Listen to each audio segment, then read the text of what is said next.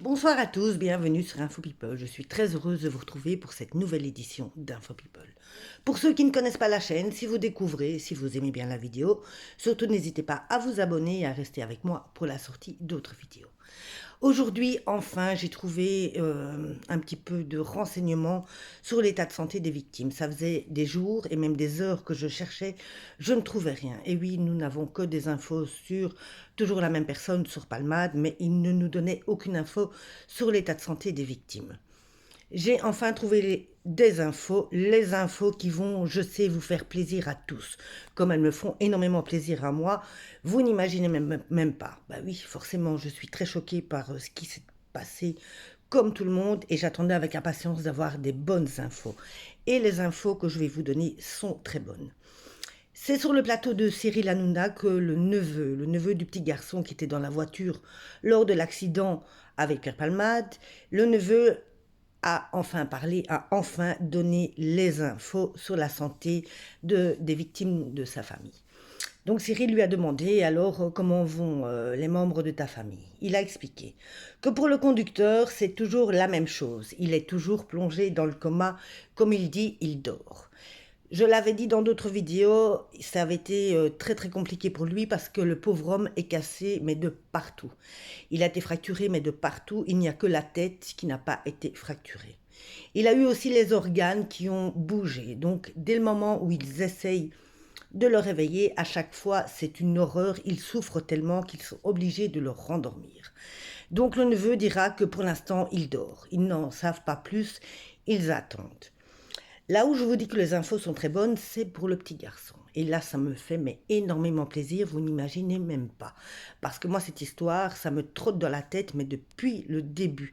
Depuis le début, ça me tourne dans le ventre pour ce petit garçon de 6 ans qui n'avait rien demandé et qui a été au mauvais endroit, au mauvais moment. Donc ici, les nouvelles, comme je dis, sont très très bonnes.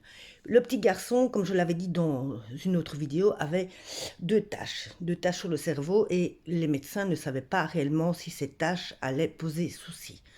Ces taches ne poseront aucun souci, il n'aura aucune séquelle de ces taches. Le petit garçon aussi. Comme il a expliqué sur le plateau, il ne parle pas, forcément il a la mâchoire qui a été fracturée, il parle mais des petites phrases, comme je l'ai dit dans d'autres vidéos, des petites phrases, et il a toujours très difficile à manger. Par contre, ils lui ont mis une minerve. Son cousin expliquera que certainement lundi ou mardi prochain, ils vont lui mettre un corset. Alors, si vous ne voyez pas si ce petit garçon est toujours allongé, ce n'est pas parce qu'il ne sait pas marcher. Bien au contraire, il sait marcher. Le souci, c'est que quand il se lève, le choc a été tellement violent à la tête, c'est que quand il se lève, il a des vertiges. Donc c'est pour ça qu'il est toujours allongé. Mais dès que ça va aller mieux, qu'il va se reprendre un petit peu du poil de la bête, ce petit garçon pourra courir comme tous les petits enfants du monde entier. Donc c'est une très très bonne nouvelle. Alors il a expliqué aussi, il a donné un petit peu plus de détails. Cyril lui a demandé est-ce qu'il se souvient de l'accident. Donc son neveu a bien expliqué. On lui a posé plusieurs fois la question. La famille a posé la question au petit garçon pour voir s'il avait des souvenirs de cet horrible accident. Mais à chaque fois qu'il lui pose la question, il pleure. Donc la famille a décidé de laisser tomber et de le laisser se reposer. Alors, au point de vue de la maman qui était elle aussi dans l'accident, la pauvre femme qui a perdu son bébé, elle était rentrée à la maison, comme je l'ai dit, elle était rentrée chez elle avec son mari. Il n'a pas donné de détails sur l'état psychologique de la maman. Tout ce qu'il a dit, c'est que c'était un couple heureux et que ça faisait 1 an qu'ils étaient mariés. Mais là où ça devient glauque, mais vraiment glauque, c'est que nous, on en a assez de tous les articles de Palmade qui passent. Il ne se passe pas 1 heure sans qu'on en ait un.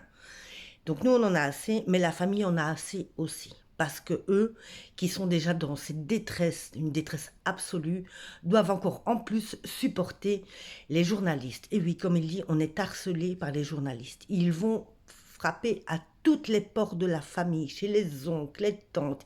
Ils vont partout, partout et tout le temps. Ils vont même dans le village frapper aux portes des voisins. Ils vont comme ça partout. Il dit c'est invivable pour nous, laissez-nous tranquilles. Donc moi je n'ai qu'un mot à dire aux journalistes. Il serait temps que vous changiez de crèmerie, comme on dit. Il serait temps que vous laissiez cette famille se reposer. Parce que là, déjà, vous nous saoulez, nous, avec vos articles toutes les 10 minutes sur Palpinte, mais en plus, vous empêchez cette famille de se reposer et de pouvoir être en famille dans ce moment très, très difficile. Il est temps qu'il change et qu'il passe à un autre sujet. Moi, je vous reviens très, très vite avec d'autres infos. Dès que j'en ai, je vous promets, je vous les fais partager. Gros bisous à tous et une bonne soirée.